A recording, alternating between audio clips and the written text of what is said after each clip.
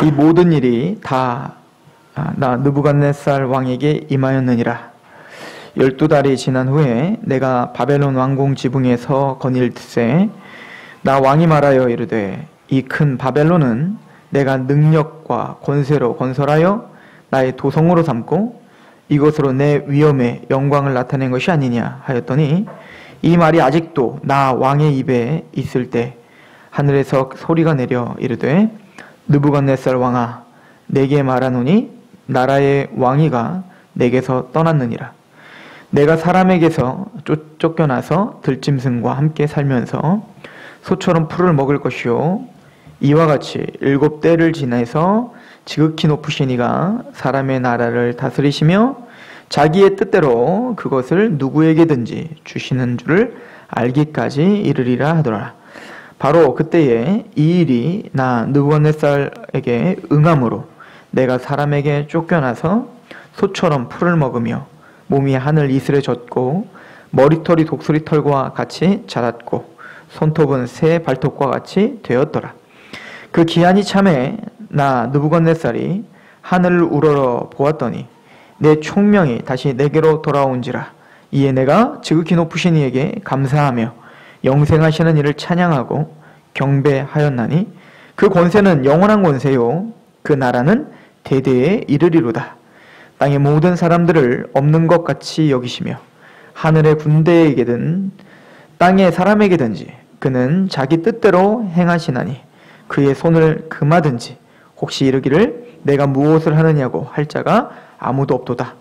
그때에 내 총명이 내게로 돌아왔고 또 내 나라의 영광에 대하여도 내 위엄과 광명이 내게로 돌아왔고 또 나의 모사들과 관원들이 내게 찾아오니 내가 내 나라에서 다시 세움을 받고 또 지극한 위세가 내게 더하였느니라.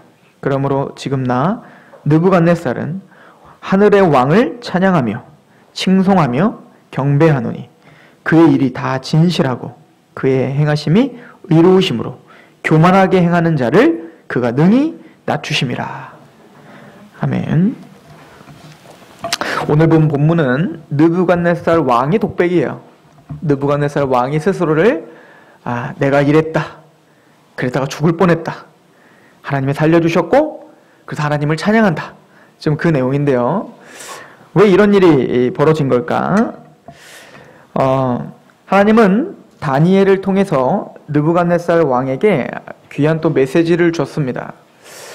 느부갓네살은 꿈을 잘 꿔요. 그죠? 하나님께서 계시를 주시기 위해서 하나님의 그 뜻을 설명하기 위해서 느부갓네살 왕에게 꿈을 보여줬는데 첫 번째 꿈은 우리가 이미 예전에 상고해 본 대로 신상에 대한 꿈이었죠. 그 신상에 대한 꿈의 핵심은 뭐냐면 세상의 제국들이 흥망성쇠가 계속 반복이 되다가 마침내는 약한 자가 강한 자를 치고 더 약한 자가 강한 자를 치는, 그러니까 세상의 어떤 그 가치관으로는 사실 맞지 않죠. 더 강한 자가 약한 자를 쳐서 강대한 나라를 만드는 건데 세상 역사는 그렇게 돌아가지 않는다는 거예요. 내가 이렇게 강해도 나보다 약했던 놈인데 나중에는 그 놈에 의해서 이제 부서지더라는 거죠. 그래서 힘이 없다 하여 괄시하거나 힘이 없다 하여 압제하는 일을 관두어야 되는 거예요. 언제 뒤집힐지 모르는 게 인생산 겁니다. 사실 이게 세계 흥망성쇠와 세계 역사만 그런 게 아니라 우리도 그렇죠. 내가 돈이 많아서 이 사람을 무시했는데 나중에 어떻게 될지 어떻게 알아? 뒤집혀가고. 그런 것처럼 너희들은 한치 앞을 보지 못하는 인간이다를 깨닫게 하는 거잖아요. 그리고 마침내 그런 흥망성쇠가 반복되는 전쟁과 지배가 반복되는 세상은 끝나고 사람의 손에 닿지 않은 뜨인 돌로 그 돌이 이제는 모든 신상을 부시고 그 나라는 영원할 것이고 그 통치는 영원할 것이다. 그래서 이걸 우리가 조금 더 확대 해석한다면 바로 그 나라가 바로 참된 예루살렘이고 그 나라의 왕은 다윗이며 그가 말하는 다윗은 바로 영원한 왕 예수 그리스도이시다. 사실은 이게 에레미야와 에스겔과 그 모든 예언들에 다 이렇게 혼합해서 우리가 해석해 보면 그 얘기를 하고 싶은 거예요. 그러나 느부갓네살 왕은 그런 어떤 신기한 능력, 그러니까 꿈을 해석하고 해몽해주는 그 다니엘의 능력을 통해서 막 하나님을 찬양도 하고 또 하나님을 경배도 하고 그렇게 했단 말입니다. 우리 3장 29절만 봐도 그러므로 내가 이제 조서를 내리노니 각 백성과 각 나라와 각 언어를 말하는 자가 모두 사드락과 메삭과 아벳느고의 하나님께 경솔히 말하거든 그 몸을 쪼개고 그 집을 거름터로 삼을지니 이는 이같이 사람을 구원할 다른 신이 없음이니라 하더라. 왕이 드디어 사드락과 메삭과 아벳느고를 바벨론 지방에서 더욱 높이니라. 그래서 느부갓네살 왕은 자신의 꿈도 기가 막히게 다니엘이 해몽하는 걸 봤죠. 게다가 다니엘의 세 친구들 사드락과 메삭과 아벳느고가 그 바벨론 왕이 만든 그 신상에 절을 하지 않자 불구덩이에 던졌는데 거기에 분명히 3명을 던졌는데 4명이 걸어다니더라는 거예요. 즉 하나님의 보호하심으로 말미암아 털끝 하나 건드려지지 않고 살아나오는 기적을 통해서 느부갓네살 왕은 그 유대인들이 믿는 신을 고백할 수밖에 없게 되어버린 거예요. 자, 그런데 우리가 지난번에도 상고해봤지만 우리가 어떤 기적과 능력과 표적을 봐서 와 진짜 하나님 계시군요 믿습니다 라고 하는 믿음 자체, 믿음이라는 자체가 이게 진짜 믿음이냐 아니냐는 좀 두고 봐야 되는 거예요. 그래서 요한복음 2장에도 예수님이 기적을 베푸니까 막 따라다니는 사람 보고 뭐라죠? 너희들이 믿음이 있다. 그러나 예수님께서 몸을 그들에게 위탁하지 않으셨다. 왜죠? 그들의 마음을 아셨기 때문이라. 그러니까 참된 믿음이 아니었다는 거죠. 느부갓네살 왕은 그런 신비한 기적을 통해서 하나님을 부인할 수가 없었던 거예요. 그런데 좀 시간이 흘렀습니다. 시간이 좀 흐른 후에 이 느부갓네살 왕이 전쟁을 벌이게 되고요. 이게 나중에 에스겔서에 다 나와 있거든요. 전쟁을 벌이게 되고 하나님께서 에스겔에게 환상을 보여줬을 때, 에스겔 계시를 보여줬을 때 그 느부갓네살 왕이 승리할 것, 그러니까 그 통치 세력이 좀 더 확장될 것에 대한 예언을 합니다. 그래서 그 예언대로 정말로 하나님의 예언대로 느부갓네살 왕은 전쟁에서 승리해서 이제는 뭐요? 땅 따먹기에 거의 종지부를 찍은, 그래서 자신이 할 수 있는 모든 그 힘과 열심을 다해 제국을 탄탄하게 기반을 딱 세우게 되는 거예요. 그리고 난 다음에 이 느부갓네살 왕이 얼마나 마음이 든든하고 얼마나 평안할까요? 평생을 전쟁을 한 사람이에요. 그죠? 평생을 전쟁 때문에 얼마나 힘들었겠습니까? 무엇을 위해서 전쟁을 한 걸까요? 제국의 평안, 자기를 숭배하고 있는 그 제국이 안정을 찾게 하기 위한 건데 드디어 그 안정된 시기가 온 거예요. 이제 누구도 대적이 없는 느부갓네살 왕을 감히 대적할 수 있는 자가 없게끔 만들어버린 겁니다. 그래서 4장 1절을 이렇게 시작이 되는 거예요. 4장 1절에 느부갓네살 왕은 천하에 거주하는 모든 백성들과 나라들과 각 언어를 말하는 자들에게 조서를 내리노라 원하노니 너희에게 큰 평강이 있을지어다. 지극히 높으신 하나님이 내게 행하신 이적과 놀라운 일을 내가 알게 하기를 즐겨하노라. 참으로 크도다. 그의 이적이요 참으로 능하도다. 그의 놀라운 일이요 그의 나라는 영원한 나라요 그의 통치는 대대에 이루리다. 그러니까 하나님을 그 기적과 이적을 통해서 막 찬양을 했었던 사람이라고요. 느부갓네살 왕이 좀 전에 설명한 것처럼. 자, 그런데 이제 좀 뭔가 갑자기 이 상황이 좀 뒤집혀요. 4절을 보시면 나 느부갓네살이 내 집에 편안히 있으며 내 궁에 평강할 때, 이제 모든 전쟁을 끝마치고 이제는 궁에서 평안하게 이제는 누리기만 하면 되는 거예요. 얼마나 뿌듯할까요? 자기가 세운 이 제국을 바라볼 때 얼마나 기가 막힐까요? 그때 하나님은 한 꿈을 꾸게 합니다. 꿈을 꾸게 하는데 그 꿈이 뭐냐면 5절부터 나오죠. 한 꿈을 꾸고 그로 말미암아 두려워하였으니 곧 내 침상에서 생각하는 것과 머릿속에서 받은 환상으로 말미암아 번민하였다. 이러므로 내가 내 명령을 내려 바벨론의 모든 지혜자들을 내 앞으로 불러다가 그 꿈의 해석을 내게 알게 하라 하였더라. 그때 박수와 술객과 갈대아 술사와 점쟁이가 들어왔으므로 내가 그 꿈을 그들에게 말하였으나 그들이 그 해석을 내게 알려주지 못하였느니라. 그러니까 아직도 이 느부갓네살 왕은 박수와 술객들과 점쟁이들이 하나님의 비밀을 알 수 없다는 걸 이미 앞에서 배웠잖아요. 그럼에도 불구하고 이 바벨론 왕 느부갓네살 왕은 누구를 포기하지 못하는 거예요?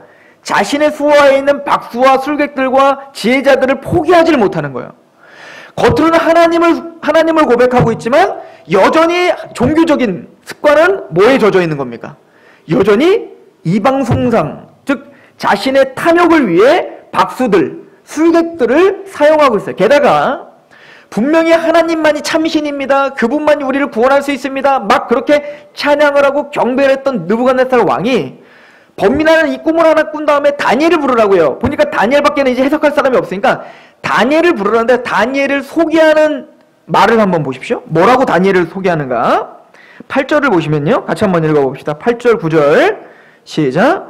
그 후에 다니엘이 내 앞에 들어왔으니 그는 내 신의 이름을 따라 벨드사살이라 이름한 자요 그의 안에는 거룩한 신들의 영이 있는지라 내가 그에게 꿈을 말하여 이르되 박수장 벨드사살아 내 안에는 거룩한 신들의 영이 있은즉 어떤 은밀한 것이라도 내게는 어려울 것이 없는 줄을 내가 아노니 내 꿈에 본 환상의 해석을 내게 말하라. 여기서 벨드사살, 이거 왕이 붙여준 이름인데 다니엘을 내 신의 이름으로 벨드사살이라 붙였다라고. 근데 그 신은 여호와가 아니죠. 이 신은 벨이에요. 그래서 벨드사살이에요. 그러니까 이 느부갓네살 왕에게는 그 능력을 봤을 때는 막 하나님을 찬양하다가 이제는 평안해졌어요. 사실은 이제는 뭐 범민도 없고요. 이제는 뭐 잘 나간다고요. 잘 나가니까 다시 정신이 어떻게 된 거예요? 다시 이상해진 거야. 그리고 어떻게 됐냐면 다니엘을 소개할 때 뭐라고 소개합니까? 벨드사살. 내 신의 이름에 딴 벨드사살. 게다가 다니엘은 그 거룩하신 유일하신 하나님을 지금 가르쳐주고 있는 건데 그 거룩하시고 유일하신 하나님이 아니라 신들의 영이 그들에게 충만하다라고 생각하고 있는 거예요. 그러니까 내가 믿고 있었던 그 신들, 그러니까 지금 박수들이나 술객들이나 점쟁이들이 그런 어떤 용험한 어떤 그 영적 능력이 있는 것처럼 다니엘도 그렇게 취급해버린 거예요. 하나님의 계시요 유일한 계시며 절대적인 주권자이신 하나님, 그 뜨인 돌로 모든 걸 부셔버리고 영원한 통치를 이루실 절대자를 바라보는 게 아니라 자기가 갖고 있었던 그 신적 관념을 그대로 투영시켜버린 거예요. 그리고는 그 다니엘에게 뭐라고 하냐? 박수 벨드사살아 이렇게 말해요. 그러니까 그 다니엘도 뭐로 취급해버려요? 박수로 취급해버린 거예요. 박수로. 느부갓네살은 전혀 중심이 바뀌지 않은 거예요. 뭔가 큰 것을 경험하고 자기의 유익이 되니까 하나님을 찬양은 했지만 그 하나님 앞에 자기를 부서뜨리지 못했다는 겁니다. 진짜 참된 신앙이 아니었다는 얘기인 거죠. 그런 바벨론의 왕 느부갓네살 왕은 궁극적으로는 하나님의 그런 어마어마한 능력을 봤음에도 불구하고 그 자기의 강력한 힘을 가지고 여전히 누구를 압제하고 있었을까요? 이스라엘의 백성들을 압제하고 있었겠죠. 하나님을 믿었다면 그 이스라엘 백성들에 대한 태도가 달라졌어야 됩니다. 그러나 바벨론은 절대 달라지질 않은 거예요. 자기의 제국이 더 강해지고 능력으로 뭔가 더 확장되는 것에는 기뻐하여 하나님을 찬양했지만 궁극적으로 하나님이 바벨론에게 지금 주신 메시지, 야, 네 나라 이제 끝날 거라니까 정신 차리고 빨리 하나님 앞에 굴복하고 이스라엘 백성들에게 잘해야 되죠. 압제당하는 그들에게 어떻게 해야 돼요? 긍휼을 베풀어야 되고, 네가 데리고 있는 한은 내가 너에게 이스라엘을 맡긴 거는 이스라엘이 싫어서가 아니야. 그럼 내가 이스라엘이 지금 잘못한 게 있어갖고 내 자식 잠깐 교육하려고 너에게 잠깐 맡긴 건데, 네가 그렇게 내 자식을 때리고 내 자식을 그렇게 압제하고 내 자식을 그렇게 함부로 대하면 내가 누구를 뭐라고 하겠니? 바벨론 너를 부실 수밖에 없지 않겠니? 이 얘기를 한다고. 이게 이사야서의 얘기예요. 우리 한번 이사야서 한번 가보시겠어요? 47장, 이사야 47장.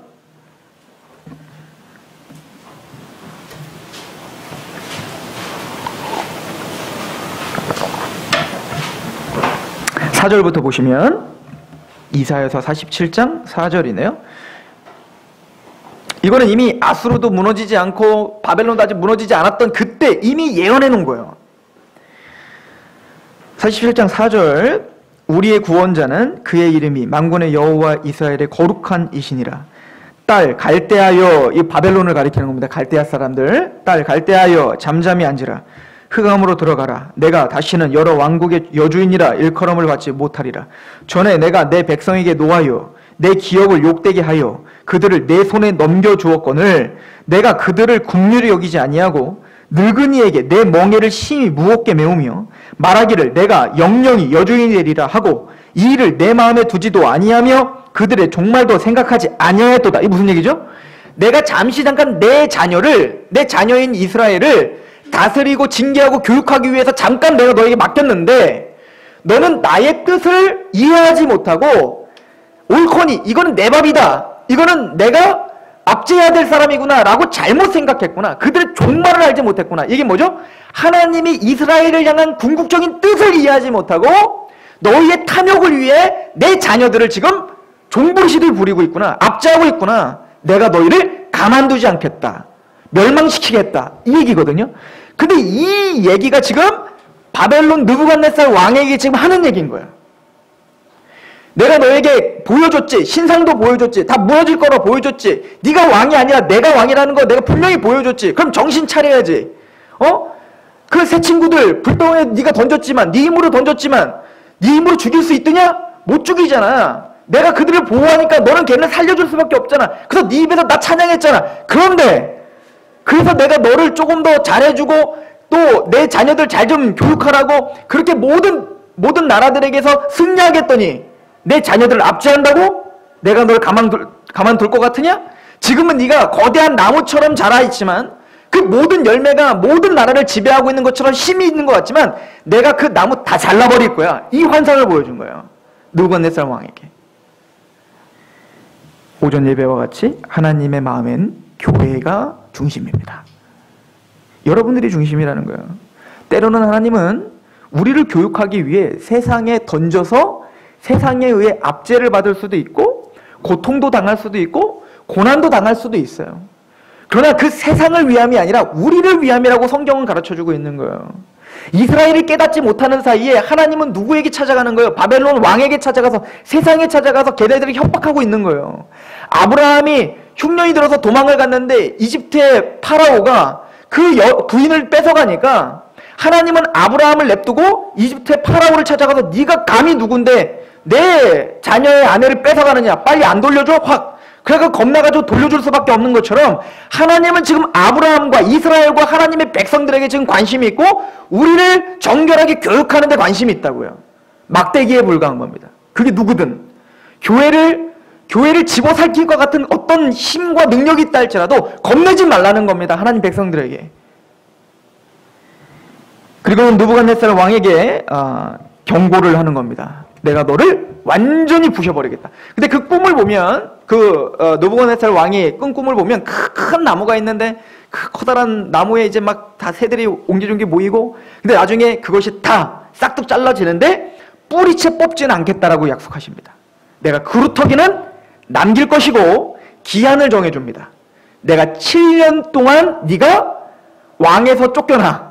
왕에서 쫓겨나서 그냥 왕으로 쫓겨나는 것뿐만 아니라 사람으로 살지 못하게 짐승처럼 살게 해주겠다. 근데 정말 짐승처럼 살게 하죠.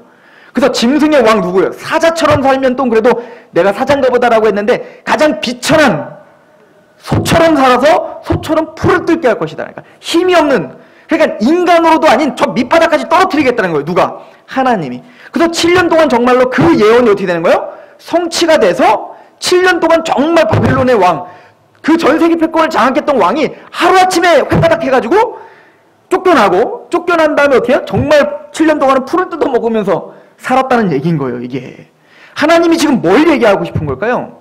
지금 너의 힘으로 평안하다 나는 모든 걸 쥐었다 감히 누가 나를 끌어내리랴 그런 높아진 마음 한순간에 내가 부셔버리겠다. 이거를 지금 이야기해 주는 거죠.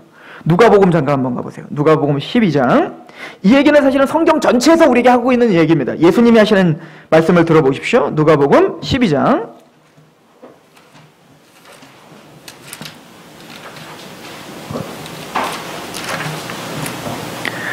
13절부터 자 한번 읽어볼게요.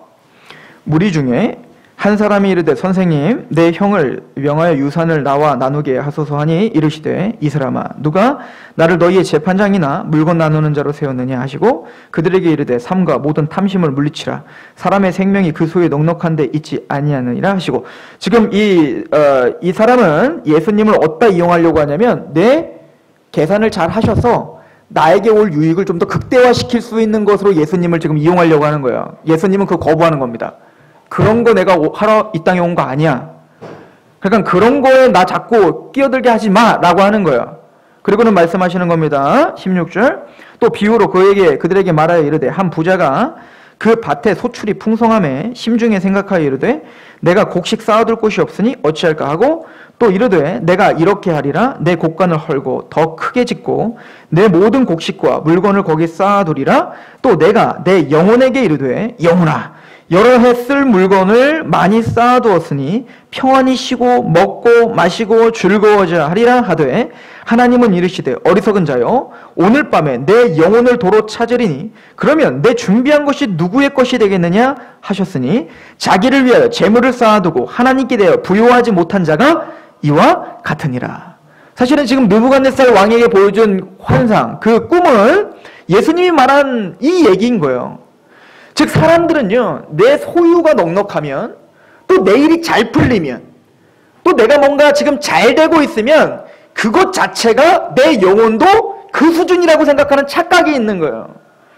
이게 얼마나 무서우냐면 교회 안에도 이런 것들이 스며들어와서 교회가 커지고 부자고 부유하면 그 종은 하나님께 쓰임받는 종이 돼버리는 거예요. 그래서 그 종이 무슨 말을 하든 그 사람의 말은 절대적인 진리가 있다고 생각하는 착각을 해요. 왜죠? 교회가 커졌으니까. 하나님이 쓰시지 않았으면 저렇게 커질 수 있겠어? 신천지도 커주는데 뭐 걔네보다 훨씬 큰데? 통일교도 엄청 큰데? 그런데 이 사고체계가 사실은 깨기가 너무 힘든 겁니다. 세상 사람들은 더해요. 그래서 한번 세상 자수성가하신 분이랑 한번 이야기를 나눠보세요.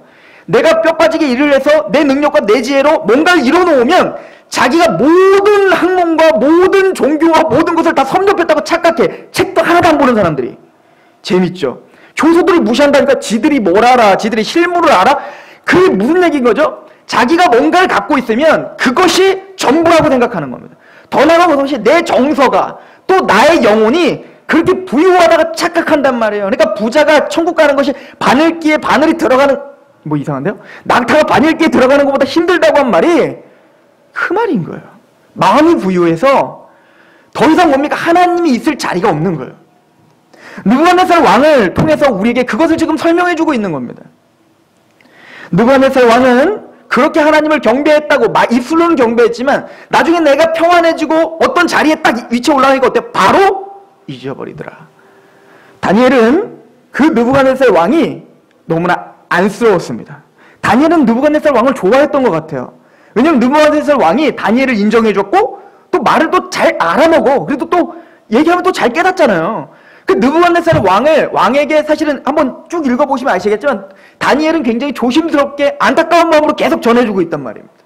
경고하는 거예요. 그렇게 하면 안 됩니다. 왕이시여 돌이켜야 됩니다. 회개해야 됩니다. 그 얘기를 하는 겁니다. 자, 그런데 이 느부갓네살 왕은 그런 경고, 7년 동안 네가 짐승처럼 살 거야. 빨리 회개하고 돌이켜. 라고 하는 그 경고를 멸시해버립니다. 그 내용이 오늘 본 본문이에요. 다시 한번 가봅시다. 다니엘서 4장.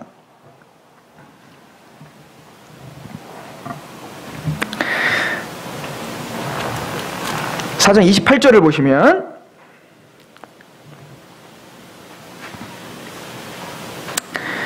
이 모든 일이 다 나 느부갓네살 왕에게 임하였느니라. 12달이 지난 후에 그러고는 이제 한참 시간이 흘렀죠. 내가 바벨론 왕궁 지붕에서 거닐세. 왕궁을 거니는 거예요. 자기가 지어놓은 그 왕국과 제국, 그 왕궁의 특징은 높은 자리에 있기 때문에 그 제국들이 다 보일 거 아니에요. 그거를 보면서 거닌 거예요. 여러분들 한번 생각해 보세요. 여러분들이 의리의리한 막 건물을 하나 졌다고 해봅시다. 여러분들이 막 한 20층짜리 딱 빌딩을 졌다고 한번 해봅시다. 딱 짓고 난 다음에 옥상에 딱 올라가고 내가 평생 열심히 모았던 그 돈과 열정과 열의로 20층짜리 건물을 딱 짓고 옥상에 딱 올라가서 모든 전망이 좋은 서산 시내가 보여지는 그것을 딱 봤다고 해봅시다. 얼마나 뿌듯하겠어요. 우와, 끝내준다. 이 느부갓네살 왕이 그거를 딱 보니까 뭐가 싹 없어지는 거예요? 하나님의 경고가 생각이 안 나. 왜요? 이게 압도가 되는 거예요. 봤냐? 이런 나를 누가 감히 건드려? 지금 그런 마음이겠죠? 한번 보십시오. 12달이 지난 후에 내가 바벨론 왕궁 지붕에서 거닐세. 나 왕이 말하여 이르되 이 큰 바벨론은 내가 능력과 권세로 건설하여 나의 도성으로 삼고 이것으로 내 위엄의 영광을 나타낸 것이 아니냐 하였더니 이 말이 아직도 나 왕의 입에 있을 때 하늘에서 소리가 내려 이르되 느부갓네살 왕아 내게 말하노니 나라의 왕위가 내게서 떠났느니라. 그 생각이 딱 사로잡혔을 때 하나님이 그때 빵 치신 거예요. 그리고는 7년 동안 정말 짐승처럼 풀 뜯어먹고 살더라. 그런데 그 고난의 시기, 7년 동안 풀을 뜯어먹는 그 밑바닥의 시기를 느부갓네살 왕에게 경험케 하시고 하나님은 느부갓네살 왕을 다시 회복시켜 주시더라는 거예요. 7년이 찼어요. 7년이 차니까 하나님은 다시 그를 회복시켜 주는데, 회복시켜 줬을 때에는 느부갓네살 왕이 7년 전과 완전히 달라져 있습니다. 한번 가봅시다. 이 34절. 그 기한이 참에 나 느부갓네살이 하늘을 우러러 보았더니 내 총명이 다시 내게로 돌아온지라. 자, 이제 뭐가 됐죠? 하늘을 우러러 보게 되었습니다. 항상 지상만 봤던 느부갓네살 왕이요, 높은 곳에 서서 내가 지은 왕국을 바라보며 거기에 심취했던 느부갓네살 왕이 7년이라고 하는 그 어마어마한 고통, 사실은 상상하기 힘든 고통이겠죠. 사람처럼 살지도 못했잖아요. 최고의 자리에 있다가 완전 밑바닥의 자리로 떨어져 버린 거 아닙니까? 한순간에. 이게 또 예언되어 있었어요. 이사야서에 보면 계명성이라는 게 그거예요. 그 계명성은 사실은 사탄 루시퍼를 말하는 게 아니에요. 그거는 바벨론의 왕에게 주는 경고인 겁니다. 너 계명성아, 네가 별처럼 빛나는 것처럼 그렇게 높은 자리에 있는 것처럼 하고 있지만 내가 너를 떨어뜨려 버리겠다, 이 예언을 한 거거든요. 그런 것처럼 한순간 바벨론의 왕이 어떻게 했어요? 확 떨어져서 어떻게 했죠? 가장 밑바닥, 인간처럼 살지도 못하는 그 소처럼 사는 짐승처럼 살아가고 있는 자신의 모습을 발견한 겁니다. 이건 짐승이었구나 하는 거예요. 자신의 7년 동안 느부갓네살 왕은 돌이켜보면 뭡니까? 이것은 내가 그럴듯하게 왕의 옷을 입고 있고 내가 내 탐욕을 갖고 이게 영웅이라고 말했고 이것이 성리라고 말했지만 사실은 이것은 짐승처럼 사는 거구나. 하나님으로부터 오는 지혜로 살았던 것이 아니구나라는 걸 알게 하셨던 거예요. 이제는 그 고난을 통해 느부갓네살 왕은 하나님을 우러러보기 시작했습니다.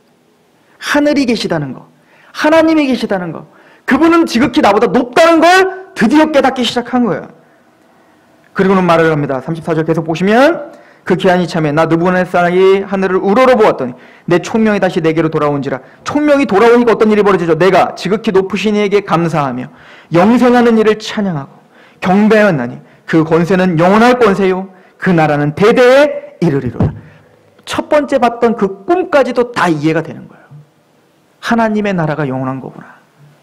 내가 갖고 있는 이 소욕과 이 나라는 한순간 무너질 수 있는 거구나. 무너졌도다 무너졌다 바벨론이여 무너졌도다. 계시록의 마지막입니다. 이게. 그러나 사람들은 이 느부갓네살 왕의 이 깨달음과 이 공포를 받으면서 불구하고 5장의 벨사살 왕, 그 뒤를 이으는 벨사살 왕이 또 누구를 답습해요? 느부갓네살 왕을 또 답습하는 거예요. 이게 세상인 거예요. 그 사람이 깨달으면 그걸 보고 역사를 배워 고쳐야 되는데 그 뒤에 사람은 나는 달라 라고 이야기해요. 나는 달라.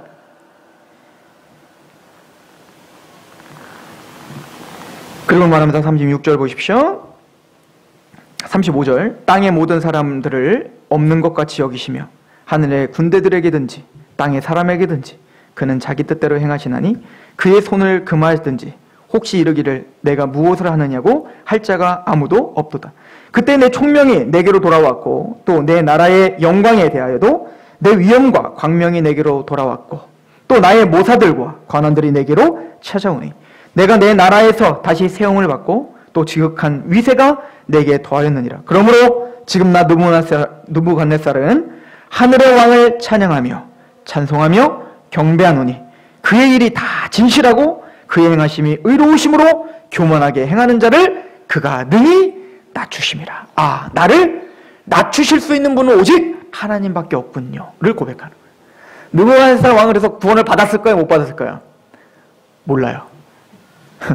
성경은 거기서 침묵입니다. 칼빈은 못 받았다고 믿어요. 또 어떤 신학자는 받았다고 믿어요. 천국 가서 찾아보세요. 느부갓네살 왕 있는지 없는지. 그거는 그때 가서 찾아보시고, 중요한 건 이 사건이 누구에게 주는 메시지일까요? 이스라엘입니다. 우리입니다. 느부갓네살 왕이 단기적으로 당한 이 사건, 지금 궁극적으로 좀 더 확대해보면 이스라엘을 인도하는 역사를 집약해 놓은 거예요. 느부갓네살 왕에게 기한을 정해줬습니다. 7년이라고 하는. 이스라엘 백성들에게 기한을 정해줬습니다. 예레미야 선지자를 통해서 70년입니다. 그리고 좀 있으면 그 70년이 찰 거예요. 다니엘은 그 70년이 차는 걸 보는 사람입니다. 나중에 그래서 이 사건 다 이후에 에레미야서를 읽어봤더니 70년이 차면 바벨론이 무너지고 우리가 회복되리라는 약속을 보고 그때부터 금식하기 시작한 거잖아. 왜 금식했을까요? 다니엘이. 하나님은 그 일을 지금 하고 계시는데 정작 우리는 어때요? 회개하지 않고 있는 우리의 모습을 보고 가슴을 찢고 금식하며 시작한 거예요. 하나님 속히 이루어 주십시오. 우리를 좀 바꿔주십시오. 우리 심령을 낮아지게 하십시오를 시작한 거라고요. 사실은 느부갓네살 왕은 이스라엘에게 좋은 표본이 되는 겁니다. 하나님의 백성들에게 지금 말하고자 하고 있는 거예요. 너희들이 왜 여기까지 잡혀왔느냐? 너희들이 왜 70년의 기한을 차서 왜 너희들이 지금 포로의 이런 고통과 고난을 당할 수밖에 없느냐? 내가 능력이 없어서? 내가 지혜가 부족해서? 아니잖아. 너에게 뜻이 있었잖아. 너희를 낮아지게 하고 우러러봐. 느부갓네살 왕이 우러러봐. 그 하나님을 바라보고 하나님을 경배하고 나를 능히 낮아지게 하신 게 하나님입니다 라는 고백을 받아내고 싶은 그 하나님의 진심을 좀 알아주라는 거예요.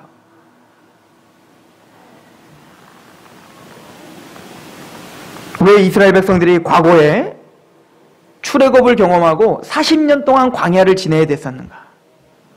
왜 하나님이 출애굽을 경험시켜 그냥 가나안 땅에서 승승장구하게 살게 하지 왜 40년이라는 고통과 고난을 감내하게 했어야 됐는가? 그 이유가 뭐였죠? 신명기를 한번 가보십시오.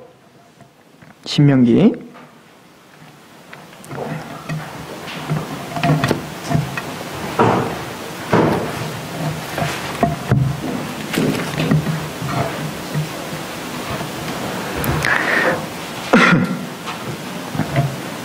8장입니다. 신명기 8장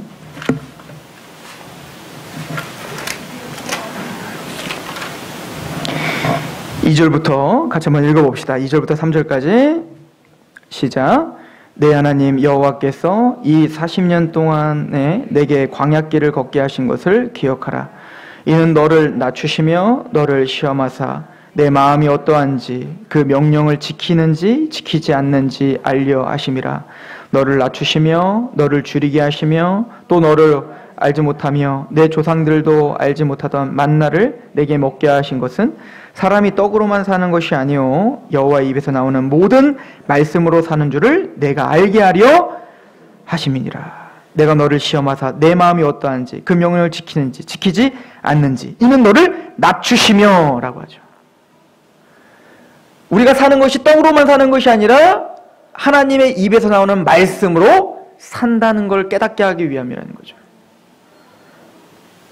느부갓네살 왕의 이 사건을 보고도 벨사살은 또 다른 그 역사를 다시 되짚어서 그 느부갓네살 왕의 그 경험을 바탕으로 하나님 앞에 우러러보며 그렇게 더 발전적으로 해야 되는데 벨사살은 자기 때 와서 이건 또 새까맣게 잊어버리고 다시 또 새롭게 시작해서 그렇게 두드려 맞는 거예요 또. 근데 그게 이방 나라뿐이에요? 이스라엘도 그렇잖아요. 하나님 왜 이걸 기록하라고 했을까요? 왜 우리 조상들이 출애굽에서 광야를 걷게 했을까? 왜 그런 고생을 시켰을까? 왜 우리가 400년 동안 이집트에 포로로 잡혀 있었을까? 그것은 우리를 낮추시기 위함이며 우리가 떡으로 사는 것 같지만 실제적인 떡으로 사는 게 아니라 여호와 입에서 나는 말씀에 순종할 때 우리가 사는 거군요. 그거를 배우라고. 하나님을 우러러봐 하나님을 경배하고 하나님을 경외하는 것이 지혜의 근본이라고. 이거를 배우게 하기 위함인데 하나님의 백성들조차 그 역사를 읽는 것을 무시해버리는 겁니다. 그리고는 오늘 새롭게 살으려고 하는 거예요. 아니요. 성경으로 돌아가라는 겁니다. 내가 보여준 그곳으로 다시 가라는 거예요. 그래서 이스라엘에게 제2차 출애굽을 또 경험시키는 거예요. 바벨론 유수. 재밌는 건 바벨론에서 또 돌아온 지금 2번이나 그 경험을 시켰는데 그 뒤에 이스라엘은 또 잊어버리고 살아. 그게 우리예요. 우리.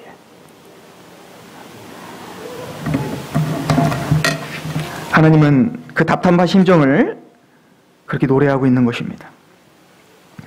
베드로후서 3장 9절에 주의 약속은 어떤 이들이 더디다고 생각하는 것과 같이 더딘 것이 아니니라. 오직 주께서는 너희를 대하여 오래 참으사 아무도 멸망하지 아니하고 다 회개에 이르시기를 원하시느니라. 우린 가끔 답답합니다. 왜 하나님 빨리 재림하시지 않습니까? 지금 재림을 이야기하면 조롱하는 사람들이 많습니다. 야, 무슨 재림이냐, 어제나 오늘이나 똑같이 있는데.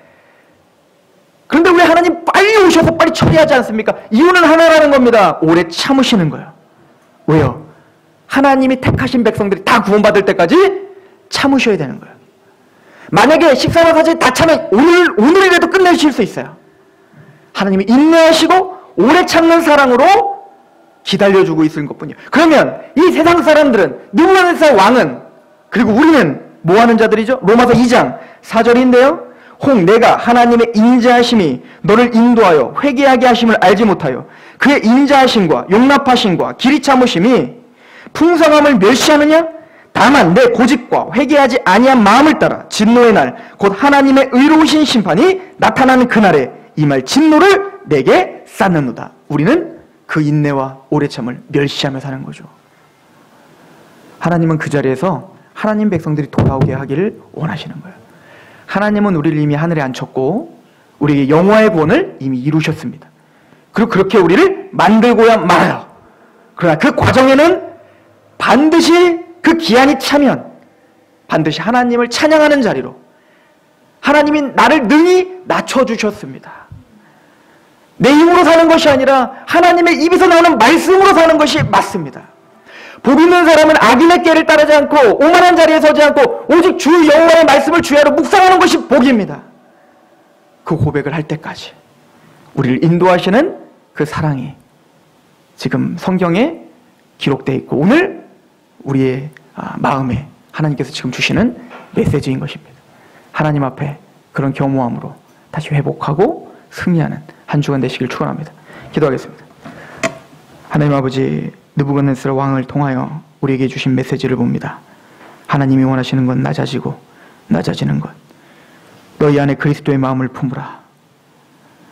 즉 원래 하나님의 본체셨으나 동등됨을 취할 것을 여기지 않고 자기를 낮추시되 죽기까지 복종하신 그 낮아짐의 십자가의 원리 가운데 하나님의 말씀을 의지할 수밖에 없는 사람입니다. 고백하는 하나님 백성들로 성장시켜 주시고 우리를 그렇게 승리하게 하시옵소서. 예수님의 이름으로 감사하며 기도하옵나이다. 아멘.